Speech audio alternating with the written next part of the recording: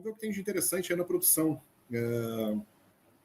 Retorno dos velhos Klingons, né? Então, né, como até o Silvio já trouxe, né, o episódio é um dos mais queridos aí pelos fãs e também pelo elenco da série, né? Porque trouxe justamente esses 3 Klingons lendários aí da série clássica de volta, né? 30 anos depois, né, mais ou menos, né, da série clássica. O Peter Alan Fields, ele que começou a desenvolver a história, né, sobre o Dax e esses antigos amigos Klingons, né, do Curzon, né? E aí foi o Robert Wolfe que sugeriu pegar os personagens Kang, Kor e Kolot, né? Então daí fechou todas, né? Pô, a proposta foi vista como algo perfeitamente natural fazer isso, né? E foi adotada pelo Fields e ele desenvolveu o roteiro, né? E aí isso aqui é interessante, os produtores eles sabiam que o Michael Ansara e o John Colicos e o William Campbell estavam vivos ainda, mas não tinham certeza se eles estavam atuando. E aí conseguiram localizar o Ansara e o Colicos com facilidade. Só o William Campbell, né, que é o último ali, né, que fez o Trelane também, ele foi redescoberto por acaso fazendo aqueles cruzeiros. Vocês já viram aqueles cruzeiros de Star Trek, né? Isso aí é uma indústria nos Estados Unidos, né? Tem, sei lá, todo ano, cada não sei quantos meses, é um cruzeiro temático de Star Trek. Lá dentro vai ter N painéis, bar do Quark, tudo que tu possa imaginar da cultura trekker num cruzeiro e o pessoal ali, né, vestido. Deve ser melhor que o cruzeiro do Roberto Carlos, né? Eu acho que, cara, eu já não gosto. Eu acho que o Cruzeiro é um troço muito brega e não gosto, né? Um do Roberto Carlos deve ser a morte em vida, assim, né? Agora um trekker, esse aí seria o único que eu iria, né? Se um dia eu tivesse chance. Assim. Deve ser interessante. Deve conhecer um monte de trekker maluco, assim, né? Também deve ser bacana.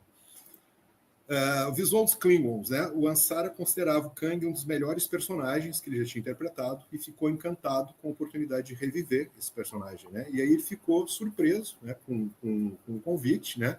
Porque muita coisa tinha mudado, especialmente o visual, né? Então ele fala aqui: adorei fazer, embora tenha me surpreendido quando nos chamaram. Obviamente, muita coisa mudou ao longo dos anos, e o visual dos Klingons também. Tentamos conseguir uma explicação, né? Todo mundo quer saber a explicação. E nos disseram, bem, os Klingons vivem por muito, muito tempo, e essa é uma metamorfose física natural. A brincadeira, né? Fizeram uma brincadeira e tal, né? Deram essa explicação com bom humor, né? Para eles.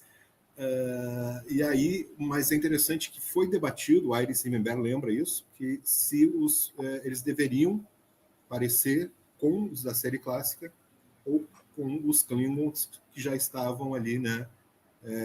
Consolidados, né, desde o filme, né, o primeiro filme, e depois em TNG, né, nos outros filmes também em TNG.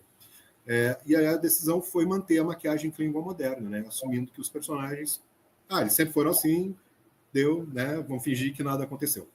Ok, acho que ficou muito mais legal mesmo, né, não faria muito sentido, né, trazer eles com aspecto humano, normal, assim, né? Blackface. Era um blackface, basicamente, que eles faziam, né? Nos personagens. E aí, Shakespeare, Kurosawa e Klingons. Isso aqui eu achei legal demais, cara. Eu acho que é por isso que eu gosto tanto de Deep Space Nine, porque muitos episódios são baseados, inspirados em filmes que eu adoro. E esse aqui é baseado no Sete Homens e um Destino, que é um remake americano do filme lá do Kurosawa, né? Dos Sete Samurais, né? E aí... O Fields fala o seguinte, originalmente o episódio se chama A Besta, né? E foi inspirado justamente nessa coisa de vingança, redenção e tal, que tem no filme do Kurosawa e tem também, né, no Sete Homens e um Destino. Eu, particularmente, eu não gosto do filme do Kurosawa, mas é porque eu acho que eu sou muito viciado em Hollywood, assim, então para mim é uma linguagem muito muito diferente. Agora já os Sete Homens e um Destino, eu amo esse filme. DVD até hoje. Proponho retirarmos o Eduardo agora também da live. Tira a carteirinha de tracker eu dele. sabia que ia ter repercussões. Chegou numa fala absurda, intolerável. Acho que proponho depor. Não adianta, apoio a moção. Eu acho sensacional. A suspensão do Eduardo. Eu sou um Hollywood guy. Moção apoiada. Hollywood bitch. Mas Sete Homens e um Destino é muito bom também. É a mesma história, cara. É do John Sturges, que é o mesmo diretor de um outro filme que a gente já falou aqui recentemente, que é o Fugindo do Inferno. que é basicamente o mesmo elenco. Tem o Steve McQueen, tem o Coburn, tem o Charles Bronson, só não tem o Will Brynner, né? Mas daí o que ele fala aqui sobre como inspirou ele, né? A história não tem praticamente nada a ver, mas ele se inspirou nos personagens, na construção dos personagens. Então ele pensou em fazer o personagem, o Collot, seria o James Coburn, que é o Brit, né? Que é o cara aquele da faca, né? Que arremessa a faca, é um cara gelado, né? Que ele não sua, não se mexe, né? Então ele se inspirou no Brit.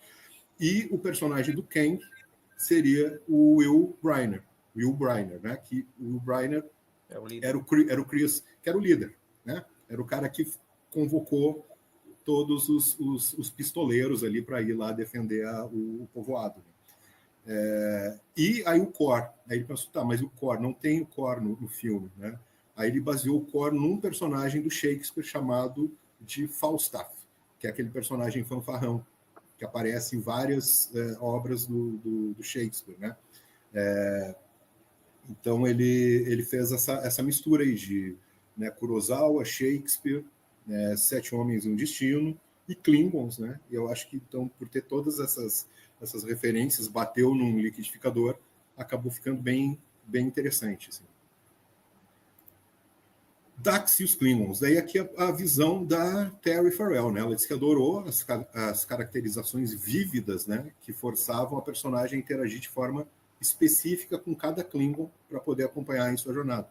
Isso é verdade, né? É uma tríade ali e com cada um ela tem que agir de uma maneira diferente para poder embarcar nessa vingança, né? Nessa missão de vingança. Aí ela diz, com o Core eu precisava convencê-lo de que ele era um herói e que aos meus olhos sempre seria um herói. Então foi algo filosófico. Com o Collot eu tinha que provar que era forte o bastante para lutar ao lado dele. Foi algo físico. E com Kang eu tinha que mostrar que meu desejo e necessidade de participar daquele juramento de sangue era tão forte que eu não conseguia imaginar ficar para trás. Que eu era mentalmente forte e capaz o suficiente.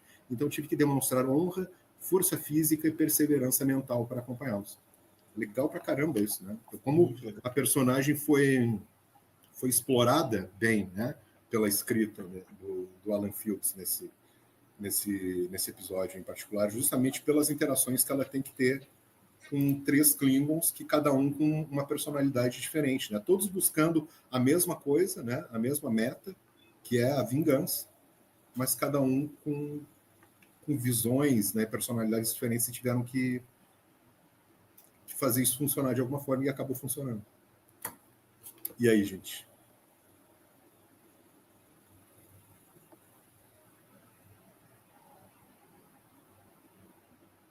Temos alguém que concorda comigo. Aí, Marcelo. É isso aí, Marcelo. Entre idas e vindas da minha internet. Não tem. É isso. Que barba, vi a observação ali no chat do prof. E ele disse, mas a gente tem que fazer uma moção para uma segunda pessoa lá do grupo, apenas um tracker, receber uma suspensão temporária. O Marcelo é um grande fã de western, né? O western é um gênero que eu conheço pouco. Mas aqui melhor é hollywoodiana. Tá difícil. Eu vi os grandes clássicos, né? Assim, mas não sou um conhecedor como o Marcelo é. Mas esse aí para mim eu amo esse filme, amo. Sempre que está passando eu paro e assisto. O western se apropriou muito do Kurosawa, né? Porque o Sérgio Leone também vai fazer o Yojimbo, né? Então ele vai chamar de, acho que por um punhado de dólares. Curto demais o Kioma. Eu gosto muito dos espaguetes. É bom porque é a mesma história, porque o Yojimbo é um filmaço. Por isso que o filme... Não, o Sérgio Leone é um puta diretor também, tá? É um cara gigante, ele é impecável. Tem aí alguns dos melhores filmes western feito por ele. Mas o Yojimbo, por um punhado de dólares, é muito bom, porque o Yojimbo é muito bom, né? Porque a história é muito boa, né? Mas aí depois, ele, para provar que ele era bom, ele faz a sequência, por um punhado de dólares. Como é que é? Uns dólares a mais. A mais, isso, por um punhado de dólares a mais, que é excepcional também, é um filmaço. E ele termina essa trilogia por 3 homens em conflito. E termina a trilogia com 3 homens em conflito, bom, mal e feio, que é impecável. É o melhor. A fotografia desses filmes é um troço assim, ó, é de emoldurar e botar na parede. É lindo demais. Sonora, né? trilha. Não, é perfeição. Perfeição. A trilha outro sonora é nível, né? trilha sonora, as 3 trilhas sonoras são do. Como é que é o diretor? Do o Morricone. Morricone? Isso, Ennio, né? Ennio Morricone. Que é Morricone? também gigante, O né? Ennio Morricone. Ennio Morricone. Ele só ganha o Oscar recentemente, né? Com o filme Django O pessoal vai dar o Oscar para ele até meio envergonhado, né? Poxa, a gente tá.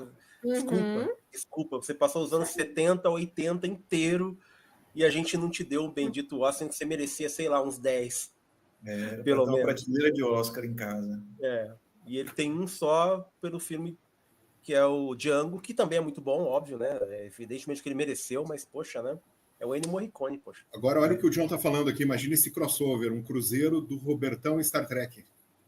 Ele é o Khan, né, cara? Vocês já viram aquela imagem que eu postei uma vez, que é idêntico? Ele tá exatamente na mesma pose, tem uma pulseira, ele é igual o Khan naquela foto.